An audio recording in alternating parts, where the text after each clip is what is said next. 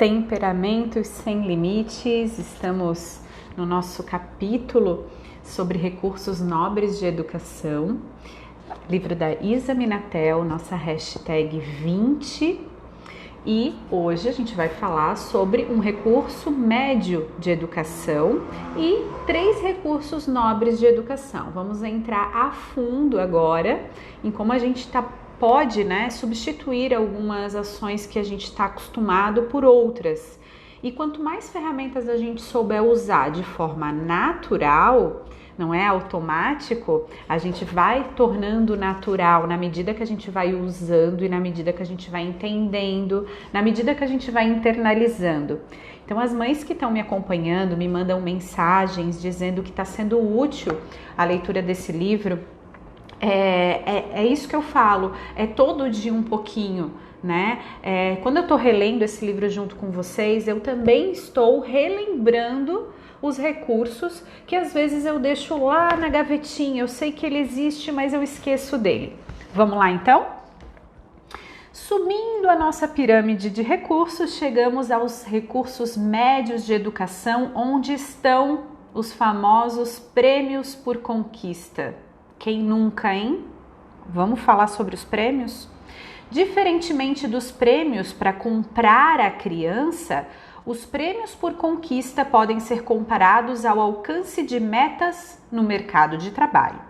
Há um desafio diante da criança e também um empenho durante um período moderado para conquistar o desafio. E por essa dedicação e conquista, ela é premiada. Não chega a ser um recurso nobre, mas não deforma o caráter da criança. É um estímulo externo para o alcance de algo que ela não estava conseguindo se motivar a alcançar sozinha e por isso não deve ser muito utilizado. Olha o equilíbrio, né? Quando utilizado de maneira exacerbada, a criança perde as suas motivações e conexões internas, ficando sempre necessitando de reforços externos para suas ações. Um exemplo prático do uso desse recurso com meu filho Petrus é que já tive sucesso ao orientá-lo em atendimento a diversas famílias foi com relação ao desfraude noturno. Quando a criança não encontra por si mesma motivação para buscar o controle da própria urina na cama, como foi o caso do meu filho, que dizia ser refrescante acordar todo molhado pela manhã. Um estímulo externo pode ajudar. Combinamos que seriam coladas estrelas de papel no espelho do corredor e que a cada dia que ele acordasse seco, pintaria uma delas. Sempre que completasse 5 estrelas pintadas, poderia escolher uma surpresa, algo baratinho. Em cerca de 30 dias, o desfraude foi concluído. Vale frisar que os recursos médios devem ser uma opção somente depois que os recursos nobres já foram utilizados e não surtiram o efeito desejado. E que, repetindo, esse tipo de recurso é nocivo se for extensivamente utilizado. Diria até que em alta frequência ele passa a ser um recurso não nobre, que pode até deformar o caráter. Gente, sobre a premiação, agora a minha percepção aqui. Você já viu aquela criança que precisa sempre ganhar alguma coisa para fazer algo que deveria ser natural? Ela quer receber, ela sempre quer receber. Ela não, às vezes não faz mais nem porque gosta, nem porque quer, nem porque faz parte. Sempre tem que receber algo externo e muitas vezes, nesse caso, é material. Então a gente acaba indo para o consumismo, indo para o capitalismo, indo para esse lado material. Então cuidado quando for usar esse tipo de recurso. Use ele se realmente, agora os recursos que a gente vai falar agora, eles não surtirão efeito, ok? Vamos então para o topo da pirâmide, onde estão os recursos nobres da educação. É aqui que pais e professores devem morar, ela coloca entre aspas. Visitar os andares inferiores somente em situações muito específicas e situações de muita emergência. Vamos analisar um a um. Hoje a gente vai analisar 3, beleza? Vamos lá, a análise do primeiro. Diálogo. Eu vou colocar um pouco do meu comentário aqui também, tá, gente? Diálogo. Nada como uma boa e velha conversa. Não estou falando de sermão, não estou falando de bronca, nem de acusação, nem de ameaça. Estou falando de conseguir de verdade, sem julgar, diante de um comportamento reprovável de sua criança, ouvir o que ela tem a dizer. Perguntar o que aconteceu ou por que você fez isso, mas em tom de voz amigável, aproximador. Quem tem um temperamento mais da raiva, como eu, às vezes é desafiador falar, né, de uma maneira mais amorosa, sem muita emoção, né? Às vezes os seus olhos estão brigando, ou até mesmo a sua boca ou as suas sobrancelhas. Muitos pais confundem isso. Atendi vários pais que diziam estar se abaixando e conversando amigavelmente com as suas crianças, mas que não estava funcionando. Que elas fechavam os olhos, desviavam o olhar, viravam a cara. As crianças não fariam isso se a interação estivesse sendo verdadeiramente amigável. Se estão fugindo da sua conversa, é porque estão se sentindo mal com ela. E se isso está acontecendo, é porque houve algum tipo de acusação, de autoritarismo, de repressão, de reprovação, de confronto. Isso não é diálogo amigável, é correção, um recurso não nobre de educar. Quando eu acredito ser necessário corrigir a criança, assumo o pressuposto de que ela veio errada e que sou eu que sei o jeito certo de fazer. Será mesmo que as crianças vêm erradas? Não seria o caso de repensarmos essas posturas? O meu comentário sobre o diálogo é o seguinte: na educação Vive Consciente, em alguns momentos, a gente estabelece os limites e as regras de uma maneira clara, sem racionalização, sem esse diálogo do porquê. Isso falando de limites. Mas essa troca, esse diálogo com crianças maiores, né, gente? Criança que ainda a linguagem não está muito bem desenvolvida, tu vai fazer blá blá blá blá blá blá blá blá blá e não vai funcionar. Você tem que colocar historinhas, brincadeiras. Então, faz essa conexão aí para a idade do filho, tá? Mas cuida com o tom de voz, com a sua intenção quando você está falando. Esse é a chave do diálogo, tá? E não que a gente queira que as crianças falem o que a gente está esperando, né? Desafio. 2. Confiança na competência. Sem usar esse recurso, você poderá ter problemas ao utilizar o primeiro. Será impossível dialogar se a gente achar que a criança não conseguirá compreender. Mas as crianças entendem muito mais do que a gente imagina e podemos confiar nisso. Use mais gestos. Coloque algumas emoções para falar com bebês e crianças mais novas. Assim, mesmo que não compreendam o seu vocabulário, lhes dizer que é algo perigoso e as coloque em risco, elas podem sentir e ver a sua preocupação, o seu medo em seu rosto e perceber a emoção transmitida. É assim que crianças bem pequenas entendem que a rua é perigosa e esperam os adultos na esquina para atravessar, enquanto as outras bem maiores, quando os adultos não confiam em sua competência de compreender e se cuidar, ainda se colocam em risco.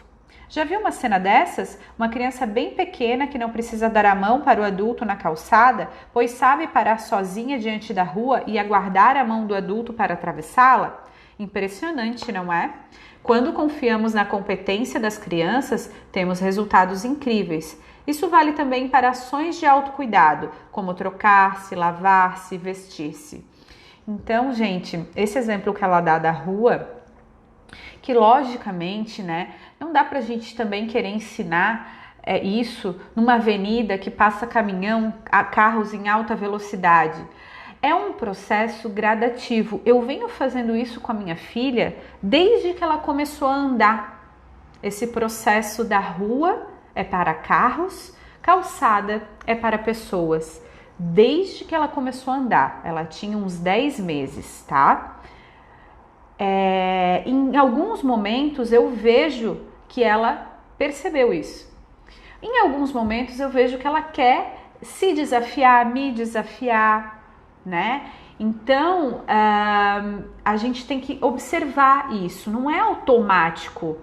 Já conversei uma vez e deu. Não, eu repito isso muitas vezes, até que ela consiga internalizar isso, fazer essa conexão do cérebro dela que não está desenvolvido com o que está desenvolvido, né? Que a gente tem um lado que a gente nasce super top, assim, né? Pra gente poder sobreviver. E o outro lado zerado, que a gente vai construindo junto.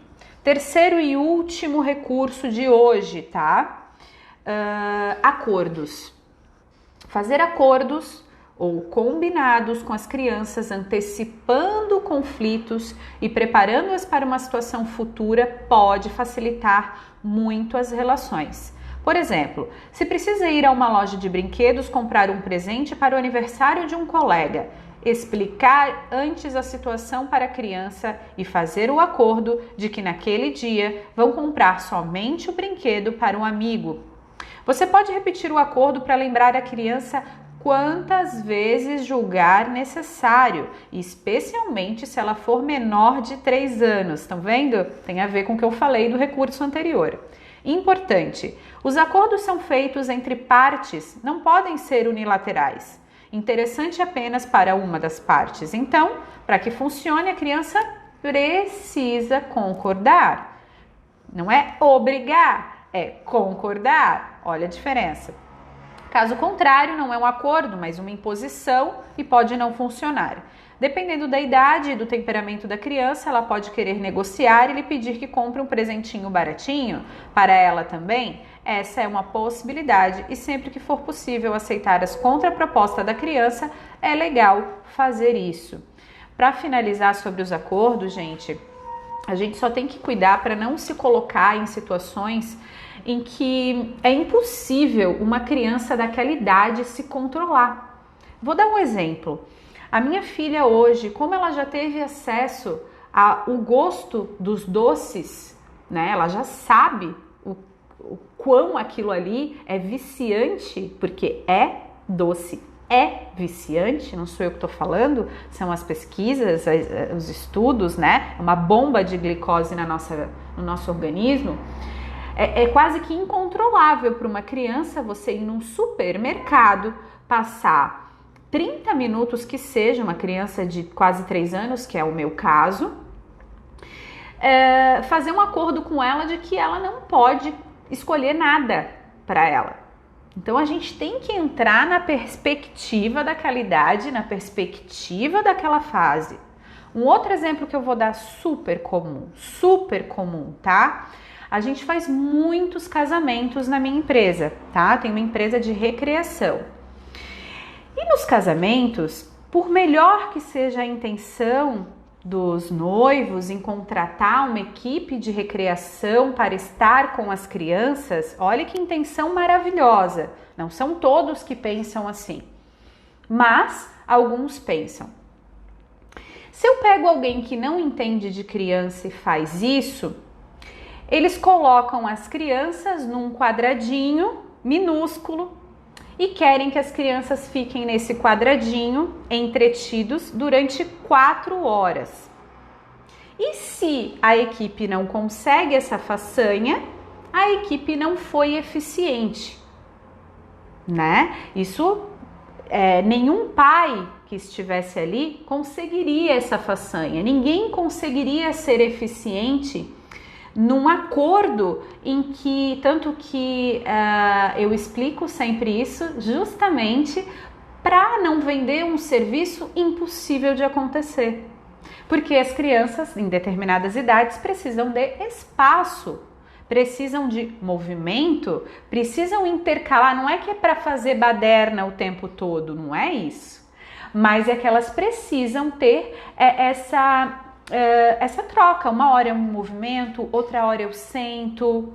Outra coisa bem comum de acontecer também com a gente é as crianças não ter comida para ela comer, então elas ficam com fome durante muito tempo. Vocês já foram em casamento que vocês sentiram fome? Porque tem os protocolos para seguir? Criança fica irritada, criança fica completamente assim, que nem nós adultos, né? A gente tenta se controlar, mas se a gente não tem alguma comida para suprir isso, a gente também fica irritado, a gente também fica nervoso. Então, para a gente fechar o nosso book de mãe de hoje e pegar esses recursos nobres como uma prática, escreva isso para você internalizar ou escuta esse áudio novamente, tá? A gente tem 3 recursos bem bons, nobres aí: o diálogo, confiar na competência e dos acordos e combinados, prestando bastante atenção na perspectiva da criança que você está trabalhando, para ver se ela realmente tem essa habilidade, cérebro desenvolvido ao ponto de conseguir acordar isso com você, tá bom? Tem bastante vídeos aqui para você, eu sempre coloco nos meus stories essa questão de perspectiva, de cuidar com essa expectativa irreal, porque a gente não conhece o cérebro da criança que está se desenvolvendo, né? A gente também, né, tem tanta coisa para desenvolver que passou batido aí, tá bom? Então vamos ter mais empatia com as nossas crianças. Espero que vocês tenham curtido, gostado. Se puder, escreve aqui e fala se gosta, se não gosta, se tá curtindo, se não tá curtindo. E no meu link da bio tem a inscrição para o Mãe Terapia, que é o meu grupo de mães que a gente se encontra ao vivo 2 vezes por mês, tá bom? E tem os atendimentos também individuais que estão bem, bem legais. Aí a gente consegue ir a fundo assim na psicologia positiva, tá? E na educação vive consciente, que é algo que eu sou apaixonada, e na programação neurolinguística também, que ajuda assim a gente trabalhar, reprogramar, né, algumas crenças que a gente tem enraizado aí lá da infância, né? Beijo grande e até o nosso próximo book de mãe. Tchau!